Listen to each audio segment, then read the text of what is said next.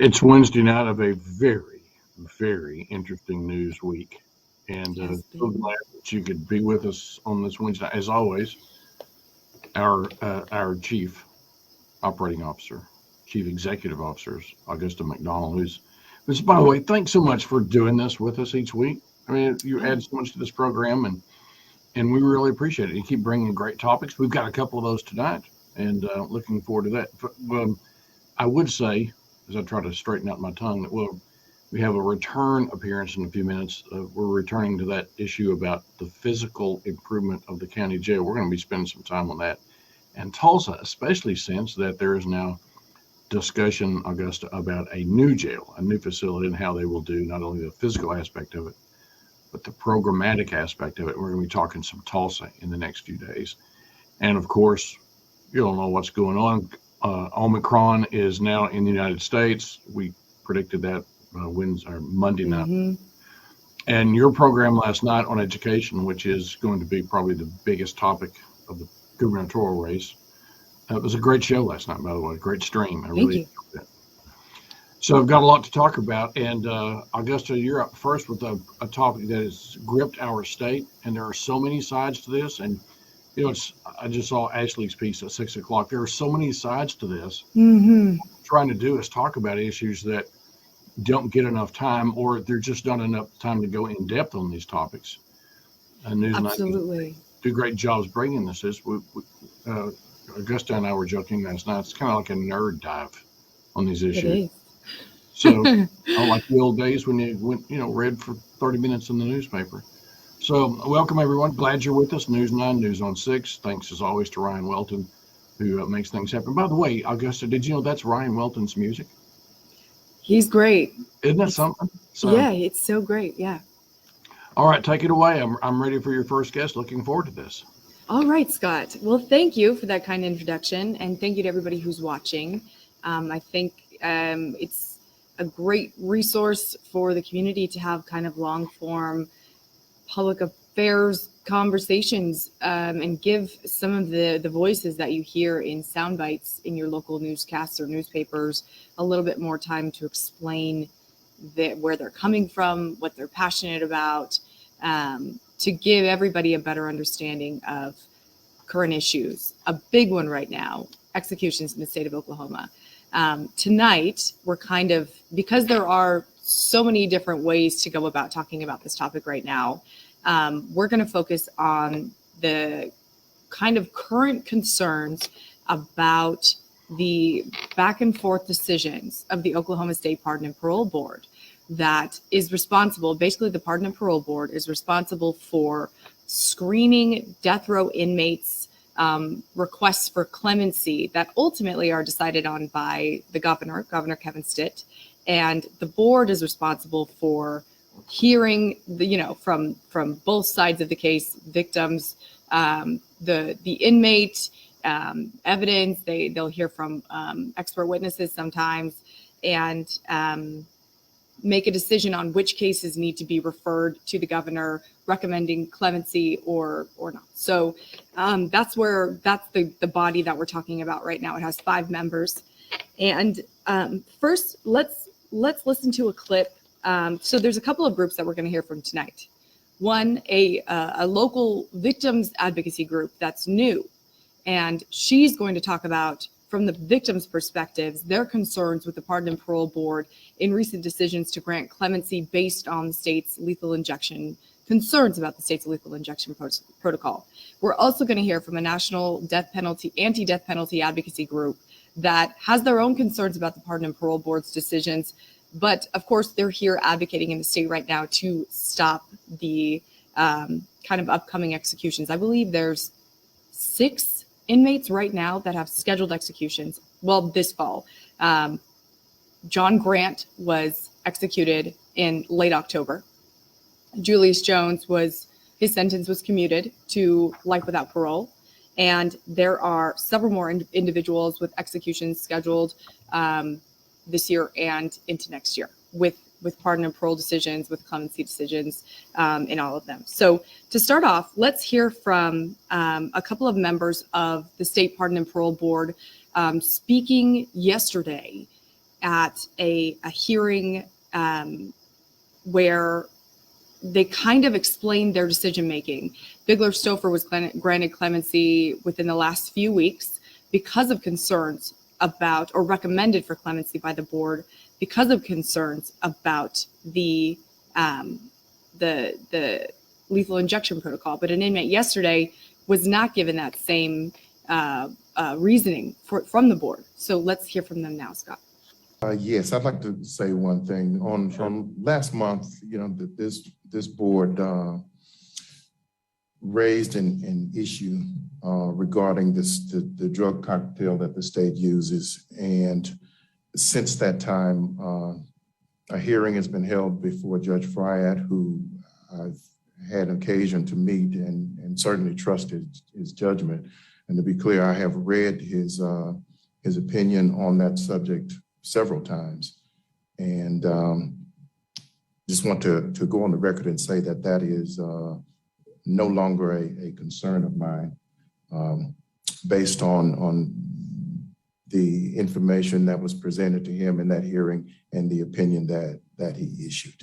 And only God knows what will happen between now and February. But as of this date and for the purpose of this hearing, that is no longer a concern of mine. Is there any other discussion? Hearing none, Melinda, will you please call the vote? Scott Williams. No clemency. Adam Luck. Yes. Kelly Doyle. I have a small statement to read. But there is a pattern in death penalty cases that we have seen since we began a couple of months ago. Severe mental illness, drug abuse, deprived and at times horrific childhoods. I believe that we will continue to see that. With that said, the people of Oklahoma have made a choice to maintain the death penalty.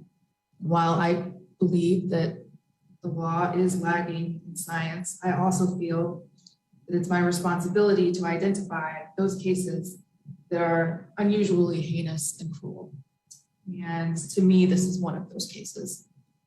While weighing mitigating factors, the state continues to be confident in their execution protocol, and should that change, the governor has the ability to issue a stay. For me, the horror of this particular crime experienced by Brenda and Suzette goes beyond the pale, and for that reason, I am no. Richard Smotherman.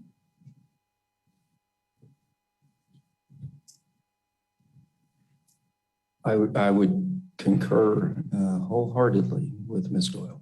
My answer is no. Larry Morris. No. Clemency is denied. So you just heard from parole board members who are trying to offer an explanation about why they've changed their, I guess, kind of an explanation on where they're coming from as they're considering executions haven't happened in Oklahoma since 2015. So the state's restarting a whole process, and it's interesting to see board members as they're sorting through, what this is going to look like. I think first, let's hear from Scott. Who did we say was going to be hopping on here first? I think that Abraham. Abraham's going to go first. Yeah, let's go ahead and pull up Abraham Bonowitz, who is a national anti-death penalty advocate. You're in the state right now. When did your group, you're with Death Penalty Action, and when did your group start watching kind of the introduction of executions into Oklahoma again and get involved? Well, we've been in and out of the state quite a bit and have a number of relationships here. I helped form a campaign in 2016 to fight the Amendment 776, State Question 776, that wrote the death penalty into the state constitution. So we're not just showing up. We've been involved with people here. But when it looked like Oklahoma was going to set these dates, in spite of the fact that the Attorney General had promised not to set dates while this lethal injection litigation is happening, when they did set the dates, we right away checked with the local folks and started planning and coming in and trying to make sure that we're talking not just about Julius Jones, but about all these 7 execution dates. So now we've had 1 execution, 1 commutation, 1 recommended commutation, and suddenly 2 denials of a recommendation, and then more coming. So that's kind of how we come into it. I've attended several of these clemency hearings myself, watched the others online, and we're grateful for the opportunity to comment today.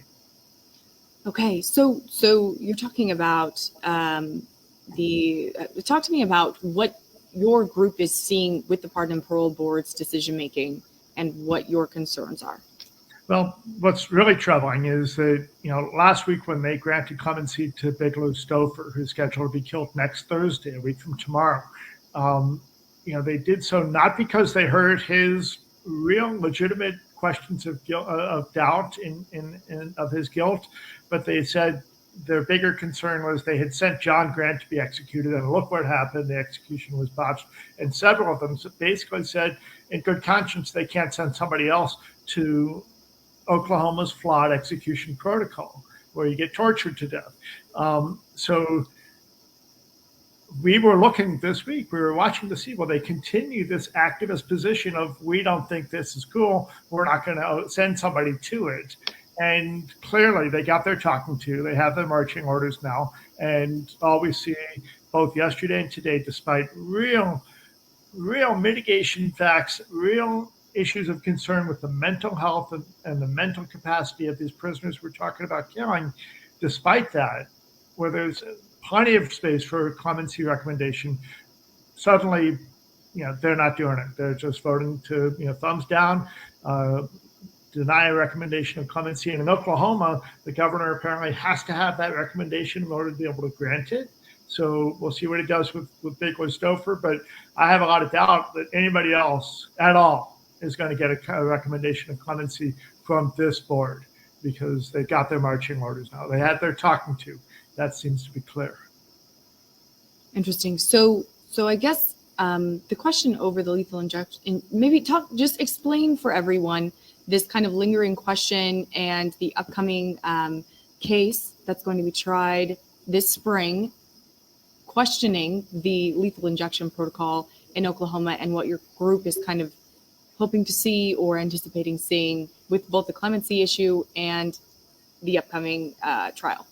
Okay, well, first, I'm not a lawyer and I'm not engaged in this litigation. So, and our organizational position is that it's not about how we kill our prisoners, but that we're doing so when the system is as broken and flawed and biased as it is.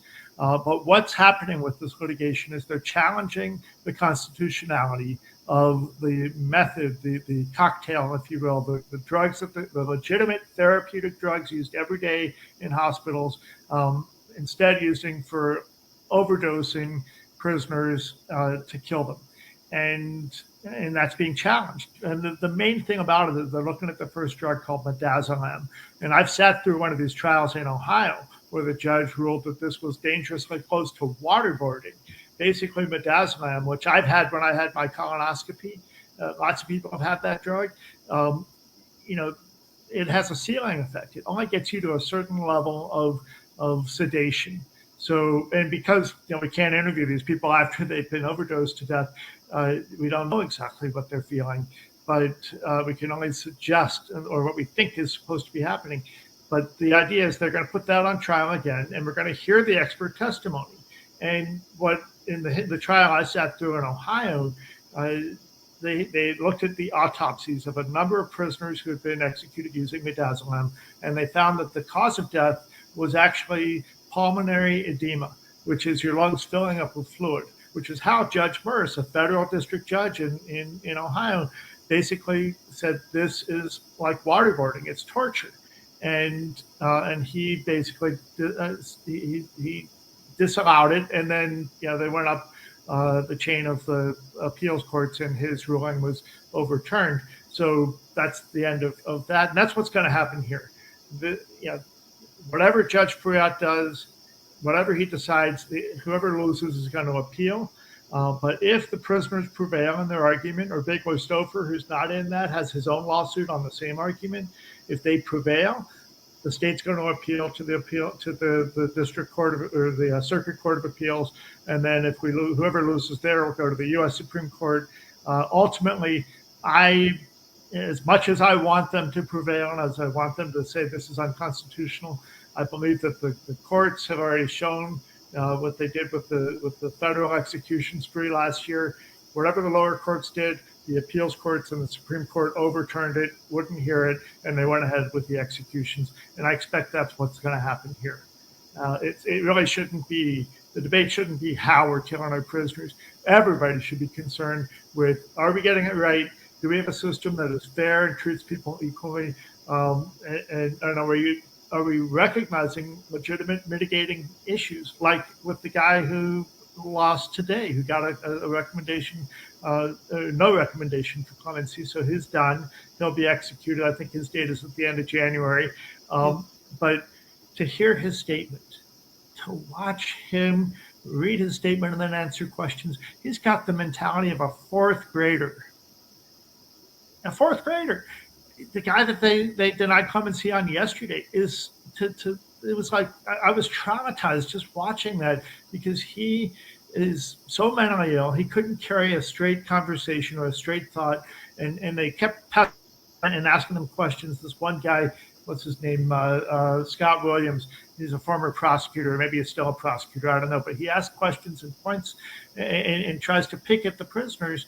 He's always a no vote, doesn't matter what happens. Although today he claimed to come close to recognizing that there was worthiness for clemency, but the prisoner didn't answer the questions right in his view, so thumbs down.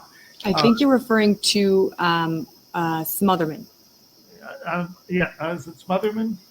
Yes, he's the former. Yes, Smotherman. Yeah. Thank you for correcting me on that. Yeah, no problem. I'm still getting all these names straight, but at the end of the day, Donald Grant yesterday gave this rambling testimony that that Smotherman in particular poked at him, but anybody, and I challenge anybody to go watch it. You can find the recordings on the webpage of the Department of Corrections, Pardon and Parole Board webpage. Watch that testimony from the prisoner, and tell me you can't see the mental illness there. This doesn't excuse their crimes. The crimes were horrific, and they must be held accountable. But if we're going to pick and choose who we're executing not by the severity of the crime, but by race and money and the politics and the geography of what county the crime happened in, if these crimes had happened in a rural county in Oklahoma, they would not be on death row. The vast majority of people who commit murder in this state who are eligible for a death sentence don't get it. You have to kill in a county that can afford a death penalty trial. And that right there is an Eighth Amendment violation, not on the cruel part, but on the unusual part, right? Okay. So there's so much more I could say. I know you got limited time. I hope that answers your question, and I'm happy to stay on as long as you want me to. Abraham, thank you so much for your insight. As always, I always appreciate you taking a few minutes to talk to us, and for doing work you believe in the community. Just for everybody's information, the two inmates we're referring to yesterday, it was Donald Grant, who was denied clemency for a double homicide, I believe, in Del City in 2001. And then today, Gilbert Postel, who's accused of killing 4 people, I believe in Del City as well, in 2005. So those are the two individuals we're talking about who were denied clemency in front of the Pardon Parole Board this week. Abraham, thank you so much again. Have a great rest of your evening, and I'm sure we will be talking soon. Anytime. We're available anytime. Thank you. All right. Thank you. And now we have Amy Kingery. And this is the first time Amy and I have really spoken about the work that her group is doing. So, Amy, you're heading up the Victims Innocence Project, a new group that's also concerned with some of the actions by the Pardon and Parole Board for slightly different reasons. But maybe let's start with tell me a little bit about what your group is doing and just kind of, your goals, and then we'll go from there. Well, first, thank you for having me on. Myself and another individual, Jennifer Harmon, actually met in the process of supporting the Howell family. I've known the Howell family and members of it since I was a kiddo. And Jennifer got involved. She has another coalition. It's Justice for Peggy in Tulsa. And so there was a group of us that kind of got close and got together. And, when the clemency hearing took place and then the events afterwards, there was just so much wrong that, she and I kept talking and we were like, we can't be quiet. We absolutely cannot be quiet. Part of that for me is because I've been a paralegal for over 20 years. So I've seen a lot of criminal law and I know what it takes to get to the point that Mr. Jones got to in particular, as far as exhausting all of his appeals and having so many different judges look at all of their issues. And so here we are, and we knew that there were more victims. We know that there's a certain standard that Oklahoma victims should be treated with, and it's failing. We have an insight, or I have an insight in speaking with some members of the Howell family afterwards. And, I was there the day of the clemency hearing and for Julius Jones. And to say that it was tough for a family or any family to go through that is an understatement. And when you compile on top of it the way that things were handled afterwards, it's nobody in the state of Oklahoma that is a victim of a violent crime should have to go through that. And so that's kind of our hope is, to bring awareness to it. And I don't think people really knew the real facts. We tried, but it was just it was impossible at that point. And so our hope is to help people realize, and bring some attention and some accountability. I mean, that's mainly what we want right now in today's, what's going on is we want accountability on that Pardon Parole Board, because he's exactly right. They got their, marching orders or whatever it is, they finally got their feet to the fire a little bit. I say they, not all of them, but again, what's happening right now isn't fair either. So you're concerned about, so you're seeing the court process that brings death row inmates to the point of getting to a clemency hearing, which involves multiple courts, often multiple decades. And you're concerned that after juries are recommending or sentencing someone to death, you're concerned that now the courts are losing their, losing a little bit of control. Maybe that's not the best word, but that justice isn't being completed in this process. That's a better way to put it. Justice for the families of these, it's not being given. And it's not being given based on different reasons.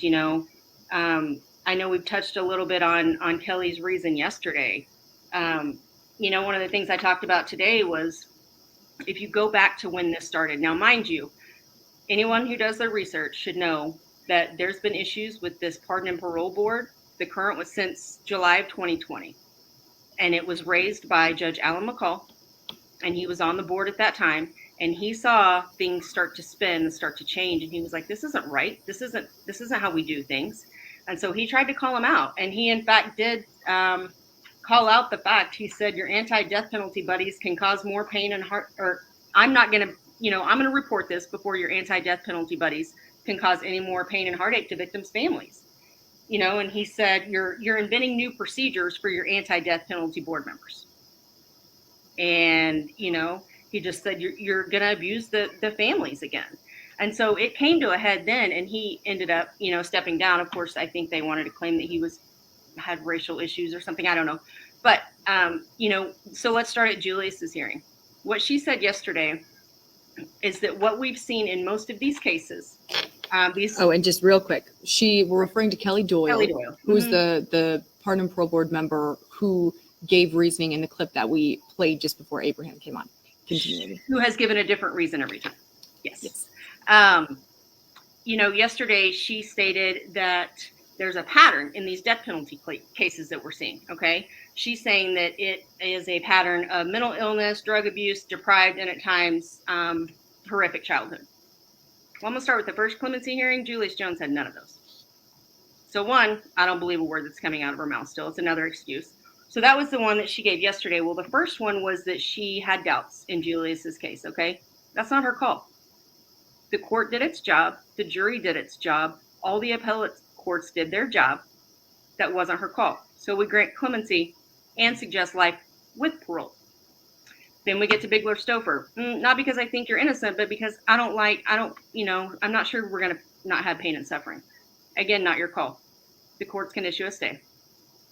So then you get to yesterday's, wherein the reasoning is completely different and her side changes.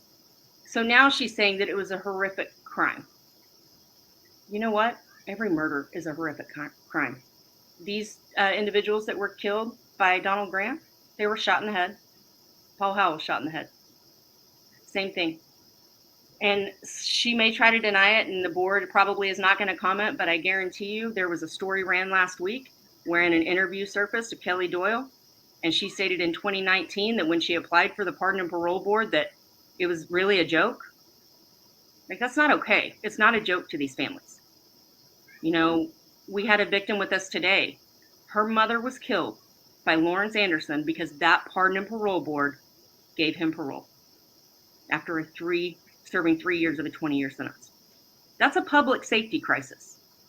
And that's what we meant today by saying bringing awareness in a public safety crisis, because we've got board members who want to put murderers back on the street. And, you know, all of those recommendations that Kelly Doyle has given, Julius Jones is the only one that she has recommended life with parole. So it's tough right now. It's scary. It's scary for the community, you know, and for victims of horrific crimes. You know, the Howell family still now is sitting there currently, not knowing if they're going to ever have to face Julius Jones again. And just for everyone's clarification, I'm sure most of the audience knows this, but Paul Howell was the victim of a homicide that Julius Jones was convicted and served decades in prison for, and that was the crime that Julius Jones went on death row for. Yes, he is currently still serving that. Yes, he's convicted of killing Paul Howell. And, you know, the governor put this exception in his executive order. But, you know, not even 24 hours later, the Howells, who already had to go through what they went through and were being called things such as blood seekers and just horrible things, were being, you know, taunted with this campaign on the other side, now ready to bring them home. Like, the state has to do better. You cannot allow victims to be mistreated that way. You just can't. And right now it's happening all at the hands of the Pardon and Parole Board because nobody's keeping them in check. So what's next for your group, Amy? You know, we had a really good start. We've got some people that we're working with. We've got some DAs and supporters, things like that. We've got some representatives. And, you know, today was a good day. Today was a good day. I mentioned the woman that was killed in Chickasha by Lawrence Anderson. And her daughter is early 20s. And she wanted to be there today for this press conference for this organization because she told me she thought it was the right thing to do. And this is an incredibly brave young woman. You know, she's terrified because she doesn't know what's ahead.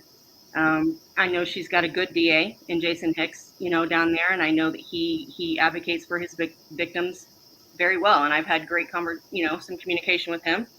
So what's next for us is to not be quiet and keep getting it out there and keep supporting the victims, whatever that looks like. Today it was, you know, giving hugs and embracing and trying to laugh with a 20-something-year-old, you know, that not only lost her mom, but come to find out her dad passed a couple of months ago. You know, it's getting to meet a victim who I saw via Zoom meeting yesterday in a clemency hearing, and my phone rings and it's her this morning at 7:30, and she wants to come back from Tulsa to be here today. And they got justice. But her words to me were, I feel horrible. I feel horrible for the people who didn't. So, you know, there's no rhyme or reason. And, you know, I said it last night. I said, so what's going to happen, you know, if Lawrence Anderson shows up before the Pardon Parole Board again, you know, like for murder. You're going to let him out? Like, it's a coin toss. You don't know what they're going to do right now. Well, you know what Smotherman's going to do right now.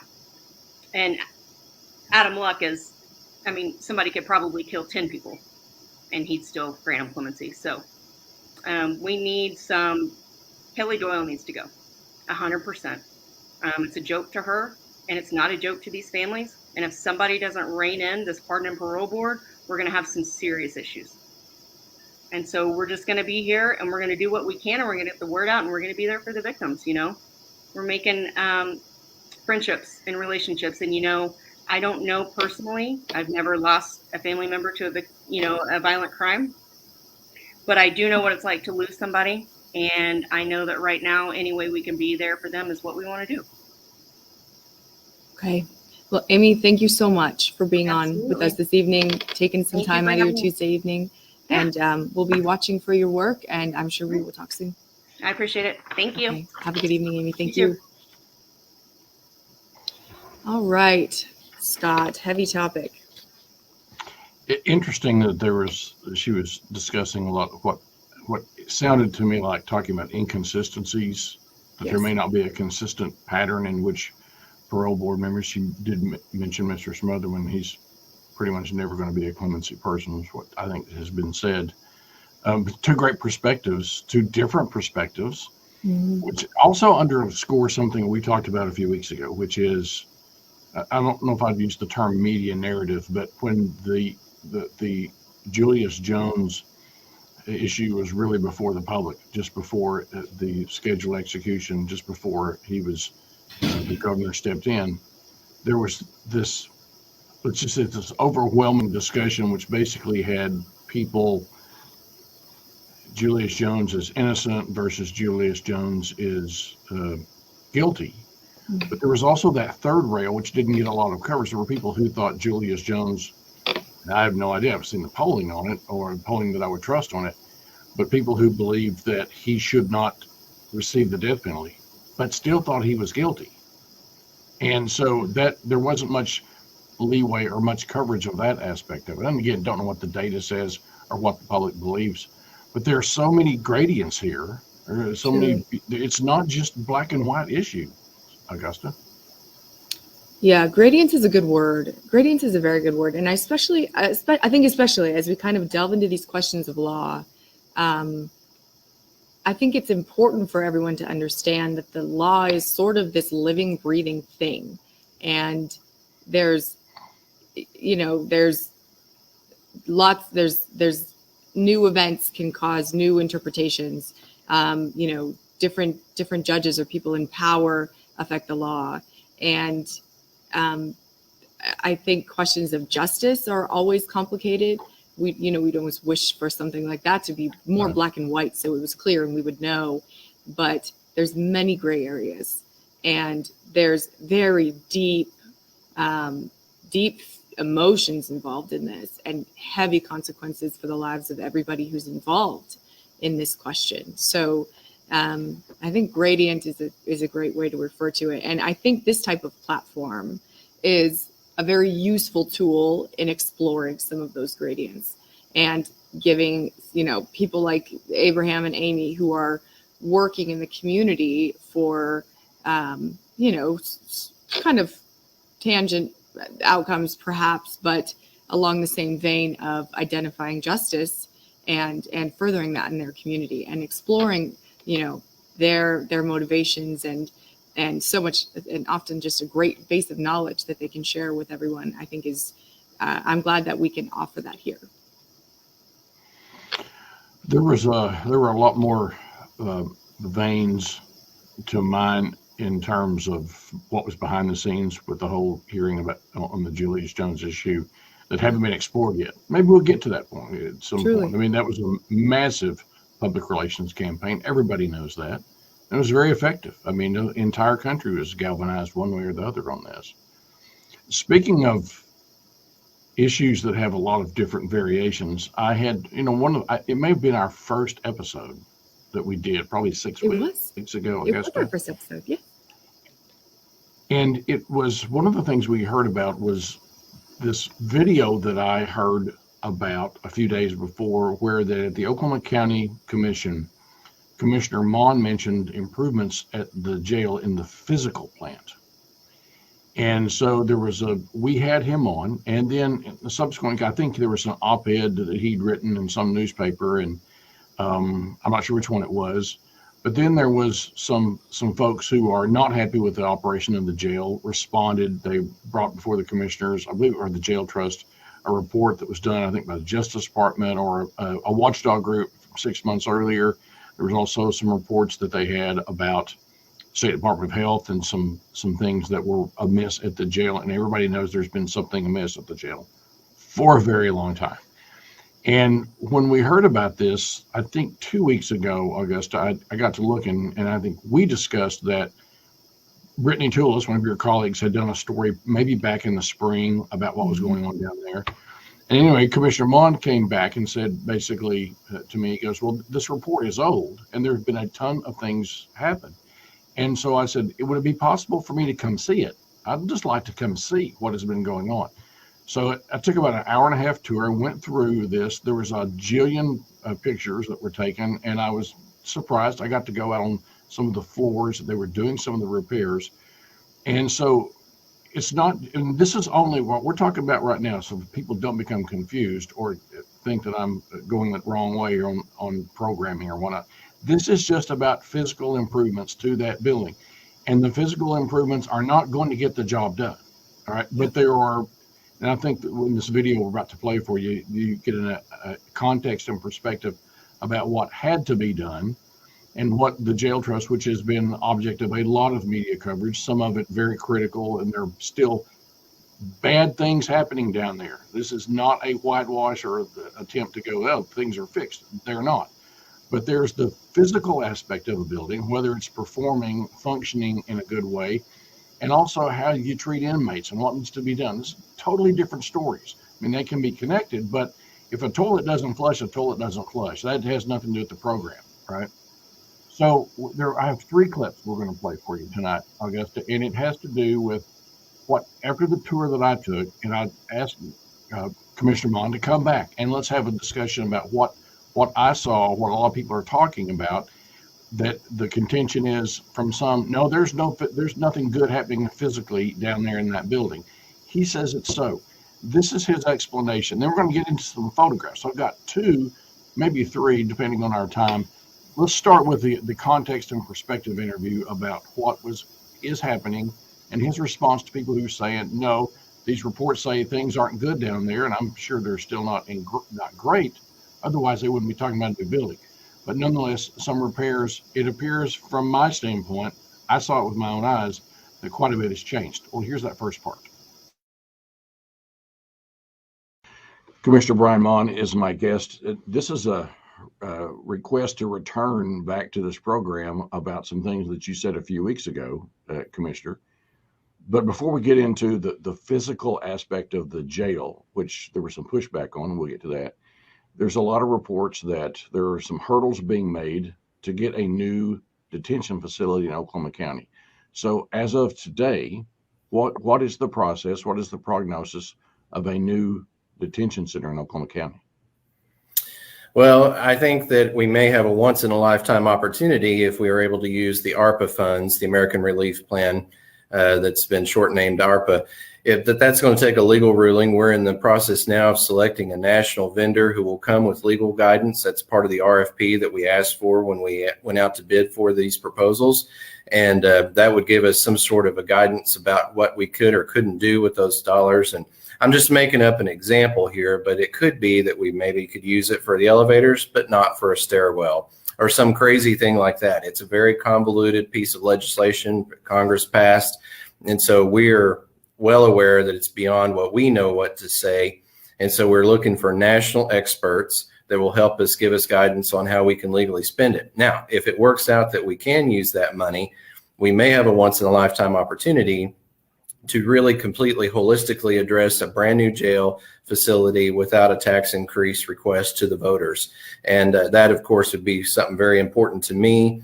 But also, we may be able to utilize MAPS money If the city council and mayor decided that was an appropriate use for those that were approved in the MAPS 4 proposal for the mental health facility, we can combine efforts there and not have duplicative services. We also may be able to get ARPA money from the state and possibly even again from the city.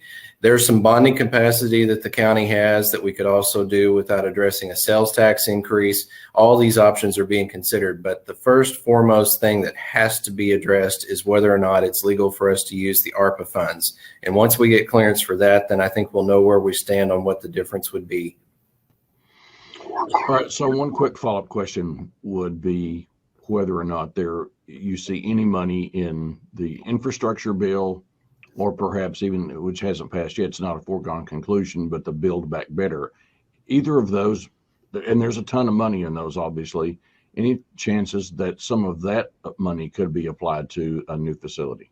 All options are being considered for sure. We're on standby looking out for any funding sources without having to go to the public with asking for a tax increase. So we're definitely mindful of that.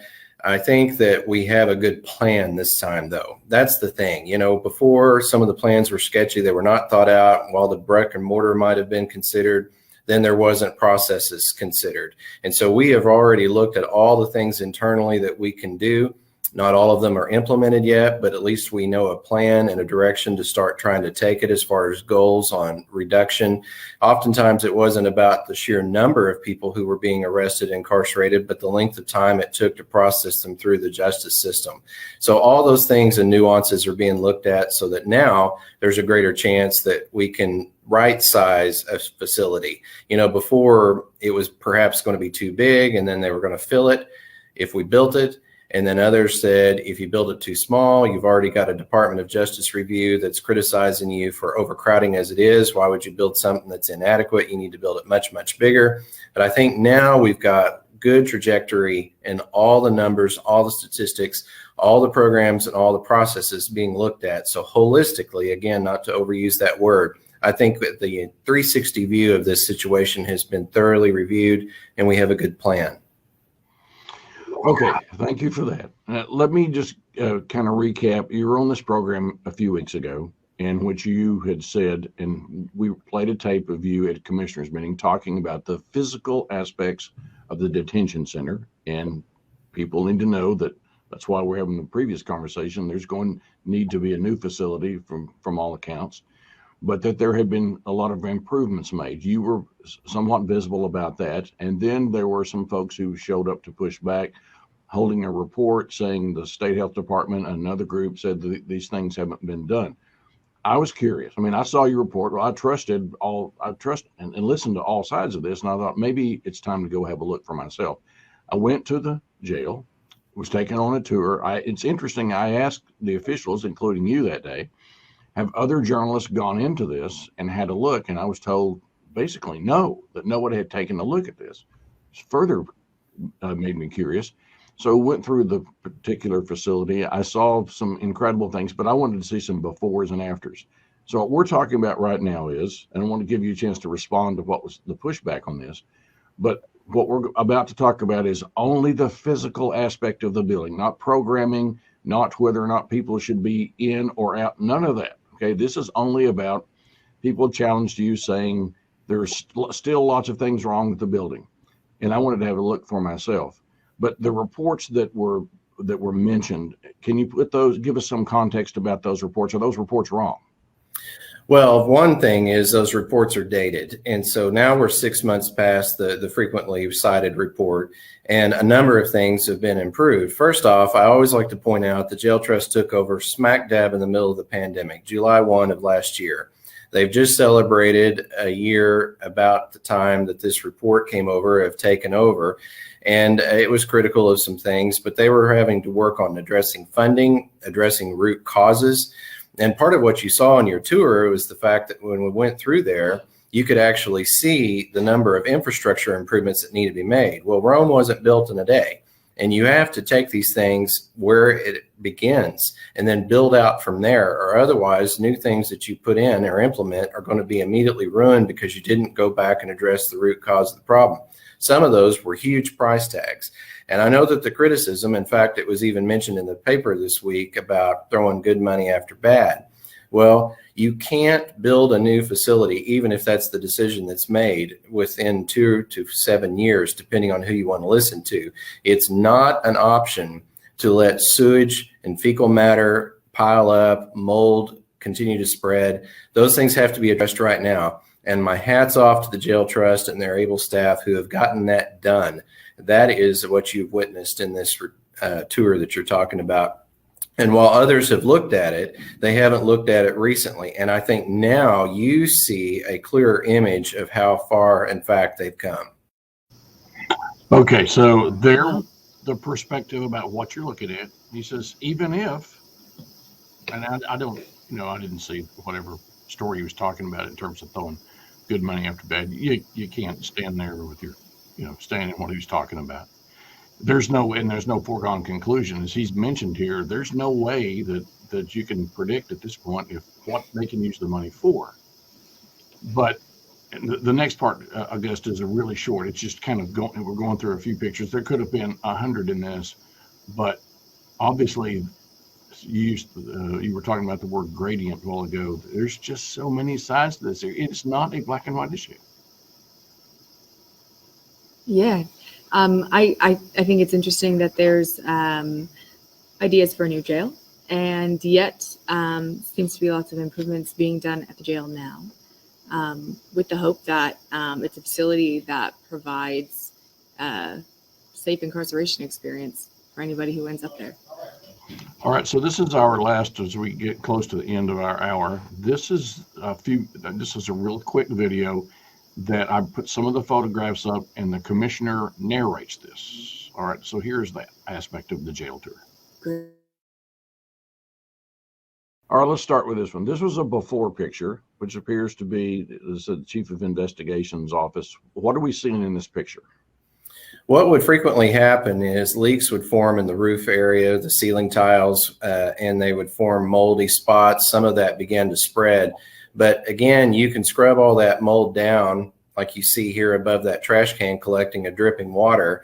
But if you don't address the drip, you're never going to get rid of the mold completely or all those soggy areas. So this was back to what I was talking about, getting on the first thing that causes all these frequent things that come after that. And this was happening in widespread areas all throughout the jail. All right, here's another picture. This appears to be down in the basement area. What are we looking at here? Well, and what you see is that raw sewage is forming in puddles, which of course is a biohazard, is in addition to airborne things that are just any number of people would suffer from allergies from. And of course we had complaints about this, but when it was a sheriff-run jail, the maintenance and operation of it is under the sheriff's purview. County commissioners are responsible for the exterior parts and some major infrastructure parts. So we would work together when we could, but mostly things that were formed on a day-to-day basis, we wouldn't even be aware of. All right, here's another area. It looks to me like the two previous slides together. I'm not sure where this was, but that looks pretty bad. Yeah, and where it is immaterial because this was happening in frequent places. These are good illustrations of how, frustrating it was for this to be workstations that employees were expected to go to. And, we've had a high turnover rate, and that's been really bandied about a lot in the news, and we don't dispute that. And this would be one reason why. Who would want to work in these conditions? And so just frustrating that when the budget board for Oklahoma County would send funds over to the jail, it wouldn't always be spent on the things that we sent the money to be addressed to. It was an imperative reason of why it was necessary to take it away from the sheriff and put it to a jail trust where you have 9 members, 7 of which are volunteer citizens, combined with the county commissioner and the sheriff that round out the 9. And the transparency, Scott, is what you're seeing now. All these things are being brought to light, and of course, they're being addressed. All right, here's an example. I guess this is hot water heaters. This was down in the basement as well. One problem is that we couldn't get hot water up to the upper floors, and water pressure became an issue maybe with all the floors at different times. Sometimes it was sock bombs put in the toilets or repeated flushes that would drain the water system down. Those commodes have had buttons installed now where they can't be flushed more than twice in 5 minutes in an hour period of time. That also, in addition to conserving water, has kept us from having jail riot type situations and unsafe, hazardous conditions for both the inmates and the employees who work there. And then, back to the root cause of the problem that I keep sounding like a broken record about. These were just maintenance issues. I have an older truck and you have to repair things on it. It doesn't mean I have to buy a new truck, but things wear out.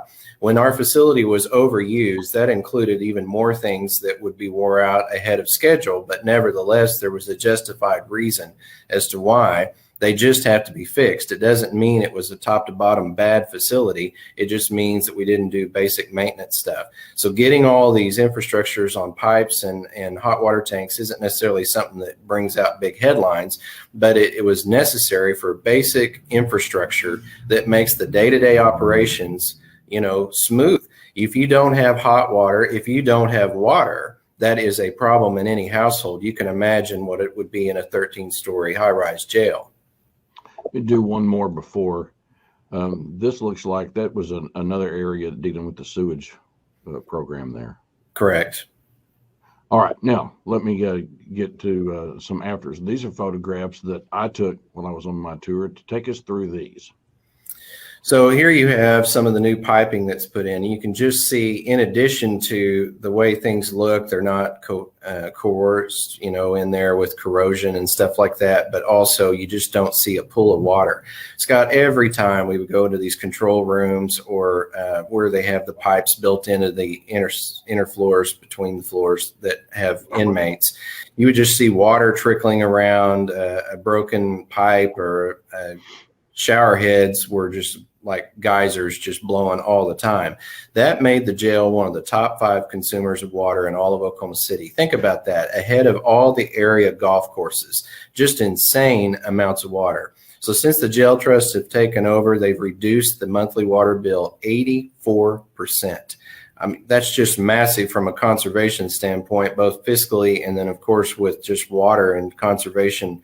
But also, again, it was flowing everywhere on the floor.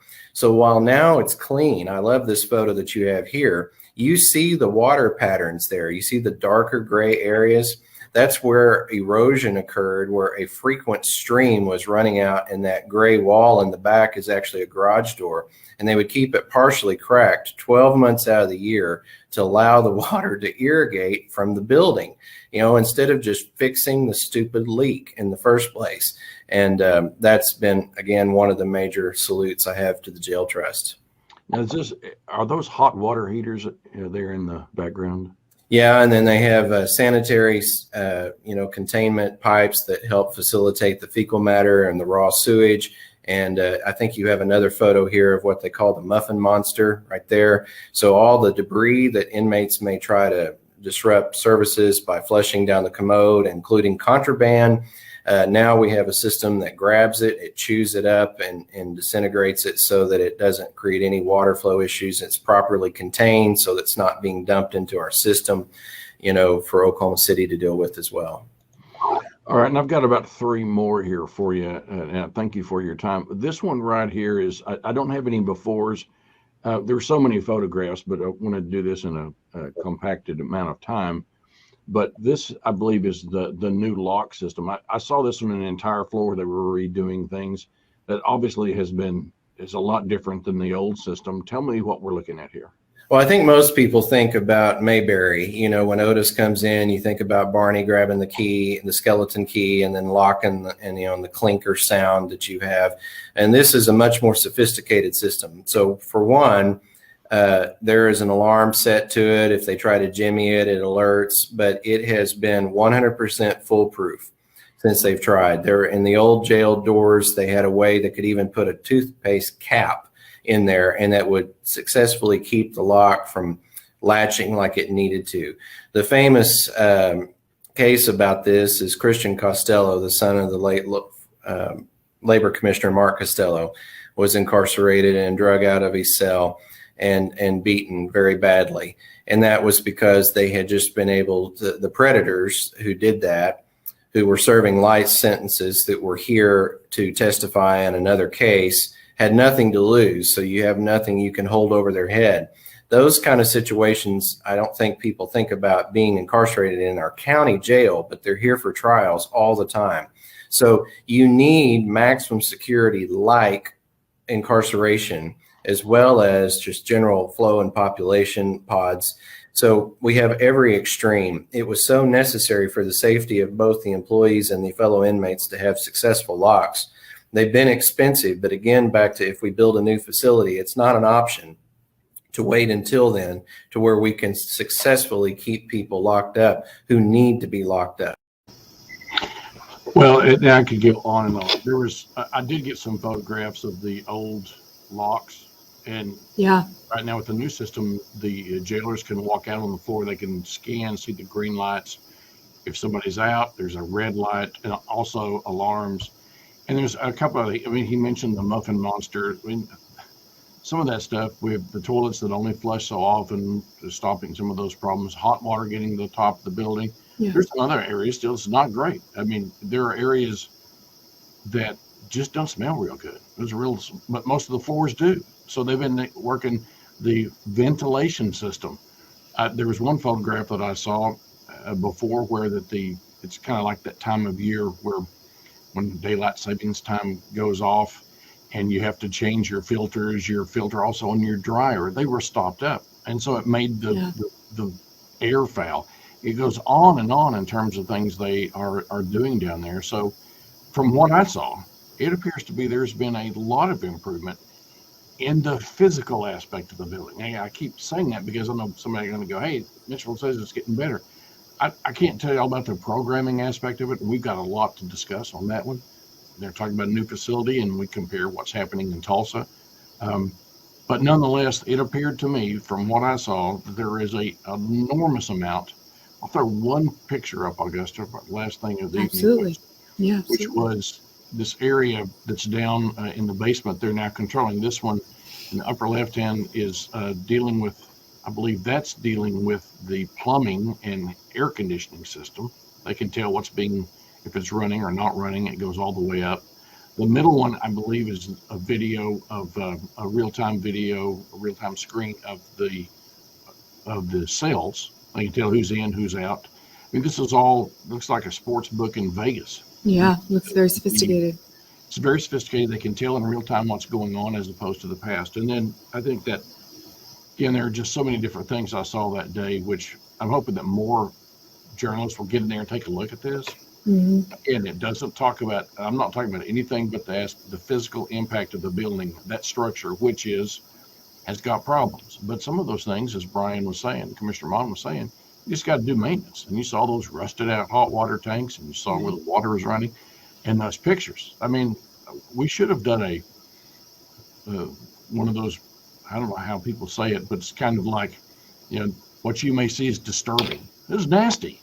It's gross. It's gross. Your text, I was like, it's gross. So there have been some improvements down there, and I know that we'll have discussions about what's actually happening, mental health issues with inmates and what can be done. There are people of goodwill on both sides saying you can't do it in that facility. We need to do better. So those discussions are happening. Mm-hmm. But this was just on that one aspect of when you have a jail trust that's under fire, trying to get some things done, and people say, no, they're not getting things done that they're saying they're doing, like physical. That's not really fair. There obviously have been some improvements down there. Enough? Of course not. Stop there? Of course not. But it was fun. I wouldn't say fun. It was instructive to be able to go into that facility and have people just take a look. Here you go. There wasn't anybody saying you can't go look behind that wall. Mm-hmm. Also, one other thing that I saw that I didn't have, the legendary tunnels up there where people were breaking through. There were places that I saw repairs made that literally are big enough for 2 or 3 people to squeeze through the holes in the walls. Mm-hmm. And that you could see where they'd been repaired. So it's a tremendous amount of problems, but I thought viewers might like to see a little behind the scenes of what's happening down there, at least up to this point. Yeah, no, super enlightening. Do you think that, I'm kind of curious, do you think that there will be a new jail? I do. I think the pressure is on, and I think that community leaders that people respect are starting to say, yeah, this is going to happen. For a long time, community leaders were like, I ain't going to do this. Yeah. And I think that the commissioner mentioned, there was still discussion years ago, we build another one, we'll fill it right back up. So there has been some progress in areas such as recidivism, about having people in that facility that don't belong in that facility. Right. Folks who can't get out of there because of unpaid fines. That discussion's ongoing. 10 years ago, those discussions weren't going. 10 years ago, it was lock them up, throw away the key sort of mentality. Mm-hmm. But as we heard in your interview earlier, there are people out there who are upset with, for example, Pardon Parole Board. This Anderson case is horrific. It's terrible. Terrific. And so there's going to be some deep soul searching about all of that. But Yeah. in terms of the conditions under which they're looking at doing another facility, those have much improved. And I think there's just a little peek, behind the scenes of what we might be seeing in the future. And I hope we can keep doing more of that. It'll be interesting. We do want to get Brittany Toulis on. She saw it, I think, 6 months ago. Yes. And so it'd be interesting to see some folks get in there, more than just me. Mhm. I just do analysis, but it would be fun to see journalists get in there. And I have the feeling that the jail trust, the commissioners, all the folks at the county be happy for people to show up and have a look. Yes. Yes, because in the meantime, I mean, even if there is a new jail, that's how many years out, and there's a lot of people locked up in that meantime. So and working there and needing to be safe at work as well. So very positive to see the jail trust making those improvements. Well, thank you for that. And I hope the viewers enjoy that. And I really did enjoy your conversation in the first half hour. Again, another conversation that's happening in our state right now, that it's no black and white. There are lots of folks with lots of viewpoints on that. And thank you for bringing that to us tonight, Augusta. My pleasure. My pleasure. And thank you to all our guests who are on. We appreciate all of you and taking time out of your evening to be on. And Scott, I appreciate you as always. This is a great platform. And really, I think, an important format to present some contextual information about big issues, big questions in the community. And I hope it informs everybody who's listening, gives you a little bit more grasp on issues in your community so that you could engage in the ways that you choose. We want to arm you with information so that you as a community member can make choices, vote, start advocating, whatever it may be. And we'd love to hear from the community. You've got topics you'd like to see covered? Well, I'll go ahead and put my email out there at scott@mitchelltalks.com. And Augusta, how would people contact you? Sure. My email as well, Augusta, AUGUSTA.McDonnell, McDonnell @griffin.news. Also, my social accounts have my email and I believe my phone, my work cell phone on them as well. So you can reach out to me. I also have a Signal account for encrypted information. So if anybody needs to sneak a document, I have that option as well. So Sounds you don't great. have to look very hard. I'm online. All right. Well, thanks so very much for all you do and for joining us, Augusta. And thanks to our News 9, News on 6 audience across all the platforms, all the apps, the OTT. It takes an hour and a half to explain. All of them are coordinated by the wizard, Ryan Welton, whose music He's a you hear. wizard. He is the wizard.